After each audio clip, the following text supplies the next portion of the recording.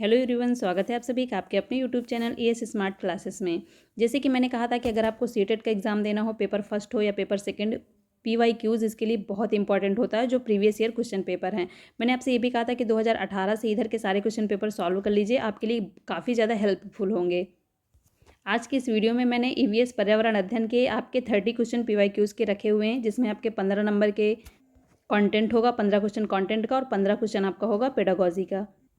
Video start करने से पहले जो भी चैनल पर नए हैं, वीडियो को लाइक करके चैनल को सब्सक्राइब जरूर कर लीजिए, साथ ही बेल आइकन को भी प्रेस कर लीजिए ताकि ऐसे ही वीडियो आपको आगे भी मिलते रहें। ये देखिए, आपका 2019 का पेपर है जो आपका दिसंबर में हुआ था। यहाँ पर देखिए पीवाईक्यूज बहुत इंपॉर्टेंट होता है। आप लोग गलती यहीं पर करते हैं। कोई भी प्रैक्टिस सेट आप लोग उठाकर देख लीजिए, कोई भी ऐसे क्वेश्चन नहीं बना पाते जैसे आपके प्रीवियस ईयर क्वेश्चन पेपर में आए हुए हैं।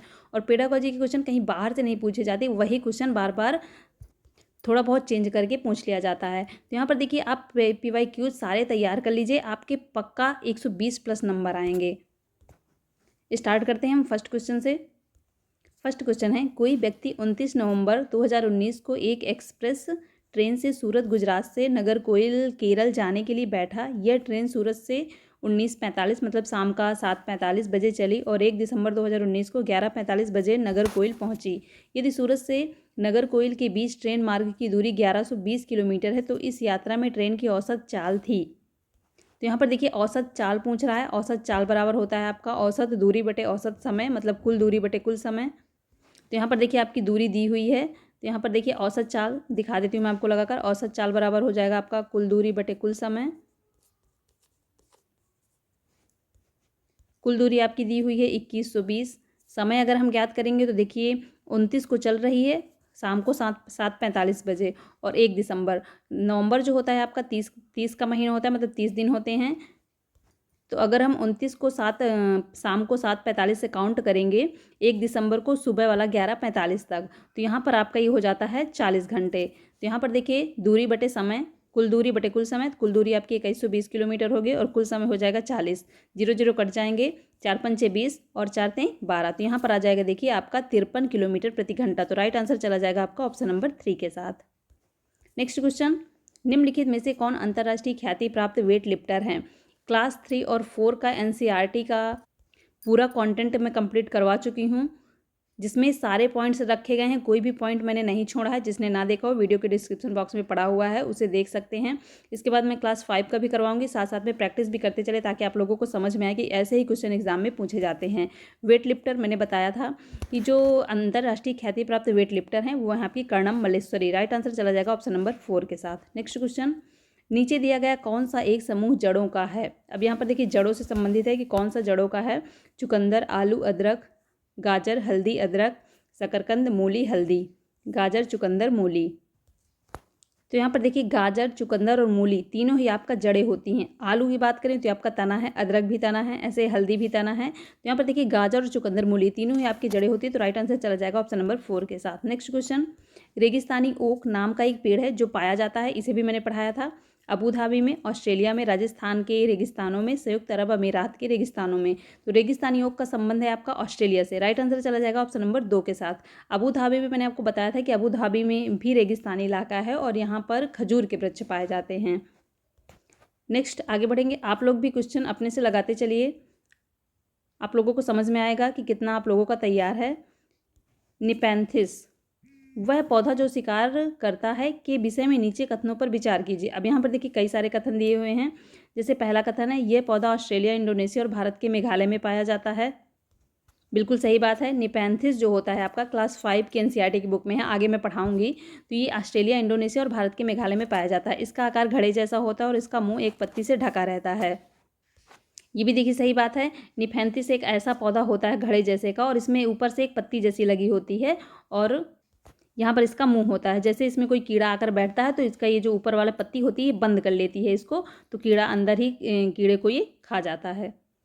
नेक्स्ट पॉइंट है देखिए, यह केवल छोटे कीड़े मकोड़ों को फंसाकर उनका शिकार कर सकता है। तो यहाँ पर देखिए केवल शब्द आ गया। यह कीड़े मकोड़े खाता है, ये तो सही बात है, लेकिन केवल शब्द आ गया। केवल की छोटे कीड़े मकोड़े, तो यहाँ पर देखिए आपका गलत हो जाएगा। नेक्स्ट है, यह छोटे कीड़े मकोड़े को खींचने के लिए मोहक आवाज़ निकालता है जो इसमें फंस जाते हैं और बाहर नहीं निकल पाते हैं। यह छोटे कीड़े मकोड़ों को खींचने के लिए मोहक आवाज़ निकालता है जो इनमें फंस जाते हैं और बाहर नहीं निकल पाते हैं। तो यहाँ पर देखिए आपका फर्स्ट सही था, मैंने बताया, बी भी सही था। अब देखिए आवाज़ भी एक विभिन्न तरह की आवाज़ निकालता है, अजीब तरह की, जिससे कारण कीड़े इसमें आते हैं, फंस जाते हैं और ये उन कीड़ों का शिकार कर लेता है। तो यहाँ पर देखिए ऑप्शन ए, बी, डी को भी हम कह सकते हैं। तो देखिए किस में दिया हुआ है, तो यहाँ पर देखिए किसी में भी ऑप्शन ए, बी, डी नहीं दिया हुआ, तो यहाँ पर आपको केवल ए और बी सही मानना है। तो राइट आंसर चला जाएगा आपका ऑप्शन नंबर फर्स्ट के साथ। आयोग ने भी इसका आंसर देखिए ऑप्शन नंबर फर्स्ट ही माना है, केवल ए और बी। लेकिन जो ये निफेंथिस पौधा होता है ये आवाज़ एक तरह की निकालता है जिससे कीड़े इसमें आकर फंस जाते हैं, ये सही बात है। नेक्स्ट क्वेश्चन है, भारत की आज़ादी से पहले महात्मा गांधी ने जिस दांडी के समुद्र तट पर अपनी प्रसिद्ध यात्रा की थी वह भारत के नीचे दिए किस राज्य में स्थित है। दांडी यात्रा महात्मा गांधी ने शुरू की थी, तो यह कहाँ से शुरू की गई थी, गुजरात से। राइट आंसर चला जाएगा ऑप्शन नंबर 4 के साथ। नेक्स्ट क्वेश्चन, ये देखिए अभी आपके सारे एनसीईआरटी के क्वेश्चन है, इसके बाद पेडागोजी के भी आएंगे, उनको सॉल्व करेंगे तो आप लोगों को पता चलेगा कि कैसे क्वेश्चन आते हैं एग्जाम में, कैसे इनको सॉल्व किया जाता है, मैं आपको बताऊंगी। नेक्स्ट देखिए, उच्च ज्वर, तेज बुखार के साथ कंपकपी जिसका उपचार सिनकोना पेड़ की छाल से किया जाता है वह है। बहुत ही अच्छा क्वेश्चन है। देखिए सिनकोना पेड़ की छाल से किसका उपचार किया जाता है, तो किया जाता है आपका मलेरिया का उपचार। राइट आंसर चला जाएगा ऑप्शन नंबर 2 के साथ। नेक्स्ट क्वेश्चन देखेंगे, किसी डॉक्टर का घर यक्स पर स्थित है तथा उसका अस्पताल वाई पर स्थित है। डॉक्टर के घर से अस्पताल जाने के लिए कोई सीधी सड़क नहीं है, अतः डॉक्टर पहले ए पर जाते हैं जो यक्स के ठीक पूरब में 600 मीटर की दूरी पर है।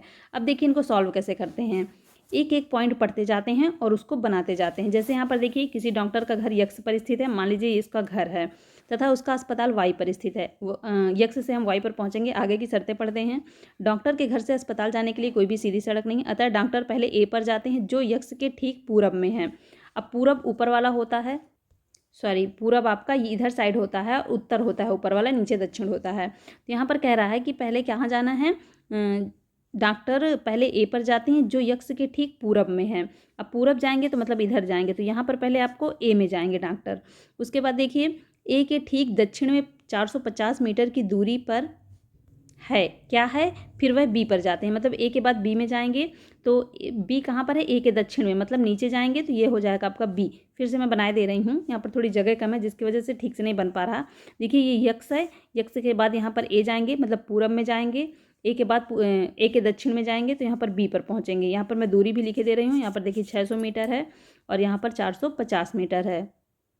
इसके बाद वह सी पर जाते हैं जो कहाँ पर है, जो बी के ठीक पश्चिम में 120 मीटर की दूरी पर है। बी के पश्चिम में जाएंगे मतलब इधर जाएंगे 120 मीटर की दूरी पर, कहाँ पर, सी में। अंत में वह अपने अस्पताल वाई पर पहुंचते हैं जो सी के ठीक उत्तर में 90 मीटर की दूरी पर है। अब सी के उत्तर में जाएंगे तो इधर जाएंगे तो यहाँ पर उनका हो जाता है अस्पताल। कितनी दूरी पर है ये, 90 मीटर पर। आगे देखिए पूछ रहा है कि अस्पताल के सापेक्ष डॉक्टर के घर की सही दिशा क्या होगी। तो यहाँ पर देखिए अस्पताल के सापेक्ष, मतलब ये आपका वाई अस्पताल है और ये घर है, तो अस्पताल के सापेक्ष घर की दिशा पूछ रहा है।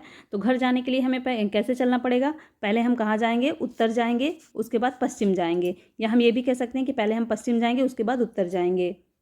देखिए जिस भी ऑप्शन में हो पश्चिम उत्तर या उत्तर पश्चिम, वही आपका राइट हो जाएगा, पश्चिम उत्तर या उत्तर पश्चिम। तो यहाँ पर देखिए ऑप्शन नंबर बी, उत्तर पश्चिम, राइट आंसर हो जाएगा आपका option number 2। Next question, Cheraw नाच कहाँ के लोग करते हैं, झारखंड, मिजोरम, मणिपुर, मेघालय। तो देखिए चेराव नाच जो होता है ये होता है आपका मिजोरम में। राइट आंसर इसका हो जाएगा option number 2। Next question, Tamil Nadu के निकटवर्ती राज्य हैं। बहुत बार एग्जाम में ये क्वेश्चन पूछा जा चुका है, मैंने बताया भी था कि मैप से आपके 1 से 2 क्वेश्चन देखने को मिलते हैं। मैप, भारत के मैप में जो नीचे वाला हिस्सा होता है इसमें देखिए आपका इधर साइड होता है केरल और इधर साइड होता है तमिलनाडु, यहाँ पे होता है आपका आंध्र प्रदेश और इधर साइड होता है आपका कर्नाटक। तो यहाँ पर देखिए मैं एक एक अक्षर लिखे दे रही हूँ, ये आपका कर्नाटक हो गया, ये आपका आंध्र प्रदेश हो गया, ये आपका तेलंगाना हो गया और ये आपका केरल हो गया। तो यहाँ पर देखिए भारत का नक्शा आपको मोटा मोटा आना चाहिए क्योंकि इससे क्वेश्चन आपका 1 से 2 क्वेश्चन जरूर पूछा जाता है। तो यहाँ पर आपका तमिलनाडु पूछ रहा है, तो यहाँ पर देखिए आपका आंध्र प्रदेश हो गया, कर्नाटक हो गया और केरल हो गया। तो देखिए आंध्र प्रदेश, केरल, कर्नाटक कहाँ पर है, तो ये आपका देखिए ऑप्शन नंबर 4 यहाँ पर राइट हो जाएगा। भारत का नक्शा आप लोग देख लीजिए मैप में, आपको समझ में आ जाएगा कि तेलंगाना के पास यहाँ पर ये 3 ही राज्य होते हैं। तो right answer option number 4। Next question, NCF 2005 के अनुसार निम्नलिखित में से क्या प्राथमिक स्तर पर पर्यावरण अध्ययन शिक्षण का उद्देश्य नहीं होना चाहिए। यहाँ पर देखिए क्वेश्चन पढ़ते समय ये चीज़ जरूर याद रखिएगा कि क्या यहाँ पर कह रहा होना चाहिए या नहीं होना चाहिए। फर्स्ट ऑप्शन है विशेषतः प्राकृतिक पर्यावरण के प्रति बच्चे की जिज्ञासा एवं सृजनात्मकता को बढ़ावा देना चाहिए, बिल्कुल सही बात है। देखिए नेक्स्ट है अवलोकन, वर्गीकरण और निष्कर्ष निकालने आदि प्रक्रियाओं के माध्यम से बुनियादी संज्ञानात्मक और गत्यात्मक कौशल प्राप्त करने के लिए खोजबीन से जुड़ी और हाथों से करने वाले कार्यों में बच्चों को संलग्न करना। ये भी देखिए सही बात है। बच्चे जब खोजबीन करेंगे, खुद से खोजबीन करेंगे, अपने हाथों से किसी कार्य को करेंगे तो ज़्यादा अच्छे से सीख पाएंगे। ये भी सही बात है। यहाँ पर देखिए कौन सा नहीं होना चाहिए कह रहा है, तो आपका फर्स्ट और सेकंड नहीं होगा। थर्ड देखते हैं, प्राकृतिक, सांस्कृतिक व सामाजिक पर्यावरण के बीच संबंधों को पहचानने व समझने में बच्चों को प्रशिक्षित करना चाहिए। तो यहाँ पर देखिए प्राकृतिक, सांस्कृतिक और सामाजिक पर्यावरण के बीच जब संबंध स्थापित करेंगे, उसको पहचानने में बच्चों को प्रशिक्षित करेंगे, तो ये भी बच्चों के लिए, पर्यावरण अध्ययन के लिए अच्छी शिक्षण सामग्री होगी। लास्ट है देखिए 4 नंबर है, पर्यावरणीय समझ के द्वारा बच्चों में सटीक संख्यात्मक कौशल का विकास करना। तो यहाँ पर देखिए इसका जो राइट आंसर हो जाएगा ऑप्शन नंबर 4। सटीक संख्यात्मक कौशल क्या हो गया कि कोई भी, अगर किसी भी चीज़ को आप ले लीजिए, उसका सटीक जानकारी बच्चों को दे देना और उतना ही रटने के लिए कह देना। तो यहाँ पर देखिए बिल्कुल गलत बात है। बच्चे जब अपने खुद से जुड़ी खोजबीन करेंगे, अपने हाथों से किसी कार्य को करेंगे, प्राकृतिक, सांस्कृतिक, सामाजिक पर्यावरण के बीच संबंध स्थापित करके बच्चों को सिखाया जाएगा, तो वो ज़्यादा ठीक होगा। किसी चीज़ की सटीक जानकारी दे देना, बस उसी को कह लेना रट लीजिए, वो बिल्कुल गलत होता है। तो राइट आंसर ऑप्शन नंबर 4 हो जाएगा। नेक्स्ट क्वेश्चन, ये देखिए आपके पेडागोजी के क्वेश्चन स्टार्ट हो गए हैं। ऊपर भी 2 हमने पेडागोजी के क्वेश्चन ही किया है। अब ये देखिए नेक्स्ट है, पर्यावरण अध्ययन कक्षाओं 3 से 5 के लिए एक विशेष क्षेत्र है जो संकलित करता है। अब यहाँ पर देखिए पेपर फर्स्ट है ये, तो 3 से 5 की बात ही की जाएगी। तो 3 से 5 के लिए एक विशेष क्षेत्र है जो क्या संकलित करता है, विज्ञान की अवधारणाओं और मुद्दों को, पर्यावरण शिक्षण, सामाजिक अध्ययन और विज्ञान की अवधारणाओं और मुद्दों को, विज्ञान और सामाजिक विज्ञान की अवधारणाओं मुद्दों को, पर्यावरणीय शिक्षा और विज्ञान की अवधारणाओं मुद्दों को। तो यहाँ पर देखिए पर्यावरण अध्ययन कक्षा 3 से 5 के लिए जो विषय क्षेत्र है, इसका जो राइट आंसर हो जाएगा ऑप्शन नंबर 2, पर्यावरण शिक्षा, सामाजिक अध्ययन और विज्ञान की अवधारणाओं और मुद्दों को पर्यावरण अध्ययन के अंतर्गत शामिल किया गया है 3 से 5 में। नेक्स्ट क्वेश्चन देखेंगे, निम्नलिखित में से क्या पर्यावरण अध्ययन के संदर्भ में सही है। पर्यावरण अध्ययन एक विषय है जो 1 से 5 तक की कक्षाओं में पढ़ाया जाता है। 1 से 2 की कक्षाओं के लिए भाषा और गणित के माध्यम से पर्यावरण अध्ययन पढ़ाया जाता है। 2, 3, 5 की कक्षाओं के लिए पर्यावरण अध्ययन से जुड़े मुद्दों को भाषा और गणित के माध्यम से पढ़ाया जाता है।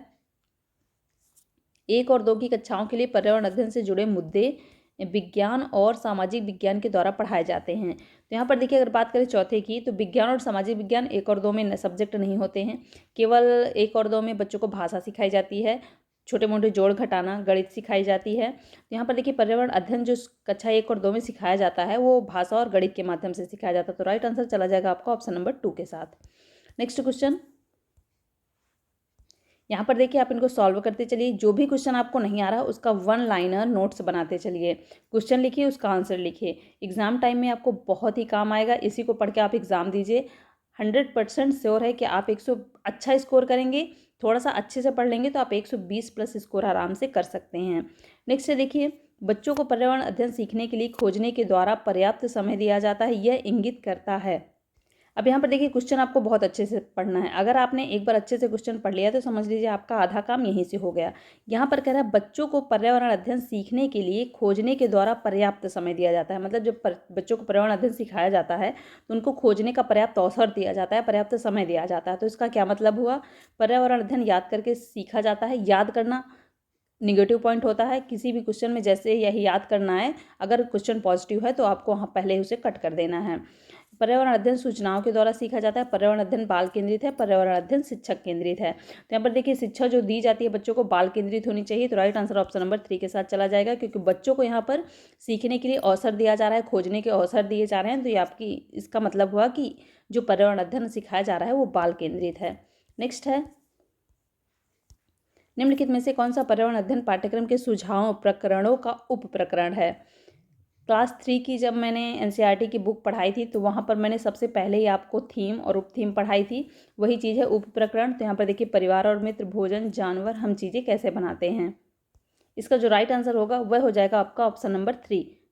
जानवर जो होता है आपका ये परिवार और मित्र के अंतर्गत आता है। परिवार और मित्र, भोजन, हम चीज़ें कैसे बनाते हैं, ये आपके सभी प्रकरण हैं।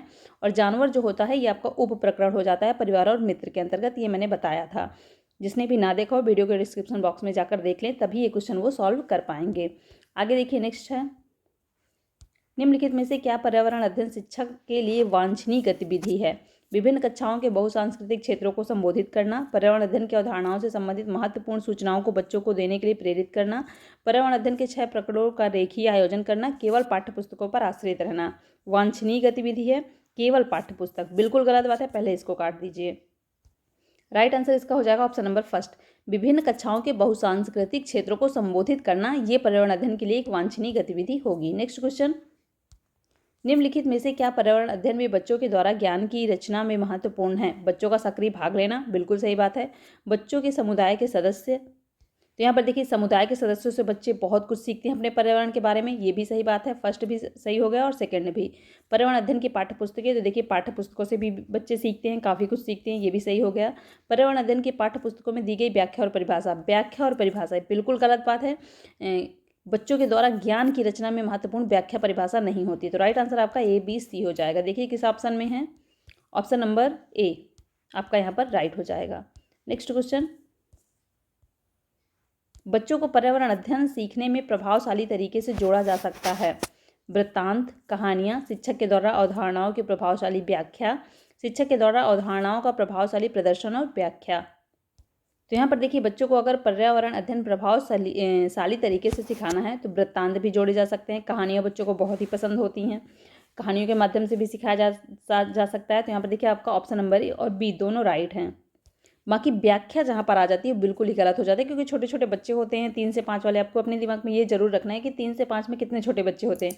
अगर उनके सामने कोई व्याख्या की जाएगी तो समझ नहीं पाएंगे, कहानियों के माध्यम से, वृत्तांत के माध्यम से वो समझ सकते हैं। तो ए और बी यहाँ पर राइट हो जाएगा। देखिए किस ऑप्शन में दिया हुआ है, ऑप्शन नंबर बी, देखिए ऑप्शन नंबर बी इसका राइट आंसर हो जाएगा।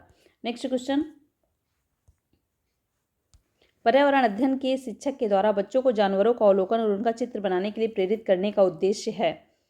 पर्यावरण अध्ययन का कोई शिक्षक है, वो बच्चों को जानवरों का अवलोकन करने के लिए कह रहे हैं और उनका चित्र बनाने के लिए प्रेरित कर रहे हैं, तो इसका क्या उद्देश्य होगा? बच्चों में सृजनात्मकता का विकास करना, बिल्कुल सही बात है, क्योंकि बच्चों से ही कह रहे हैं कि जानवरों का अवलोकन करिए, उनका चित्र बनाइए, उनके बारे में जानिए, तो आप बच्चों में सृजनात्मकता का विकास तो कर ही रहे हैं।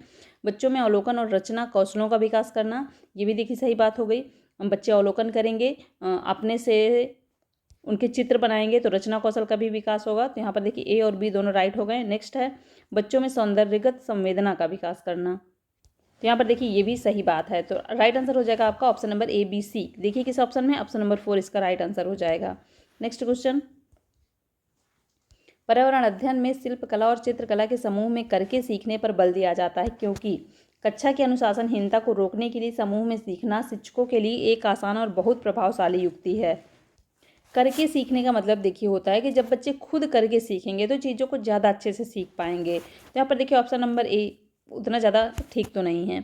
नेक्स्ट देखिए समूह में सीखना सहपाठी द्वारा सीखने को प्रोत्साहित करता है, ये भी देखिए सही नहीं माना जाएगा, क्योंकि समूह में नहीं, देखिए ये सही बात यहाँ पर बोला जा रहा है कि समूह में सीखना सहपाठी द्वारा सीखने को प्रोत्साहित करता है।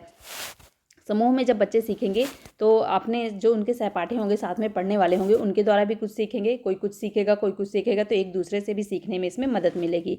नेक्स्ट देखिए कह रहा है कि समूह में सीखना कक्षा में सामाजिक अंतःक्रिया को बेहतर करता है, ये भी सही बात है। जब बच्चे समूह में सीखेंगे तो क्लास में जो सामाजिक अंतःक्रिया होगी बच्चों में आपस में, वो भी बेहतर होगी। समूह में सीखना पर्यावरण अध्ययन पाठ्यक्रम को समय पर पूरा करने में सहायता करता है, तो यहाँ पर देखिए ये बिल्कुल गलत बात है। राइट आंसर हो जाएगा आपका बी एंड सी।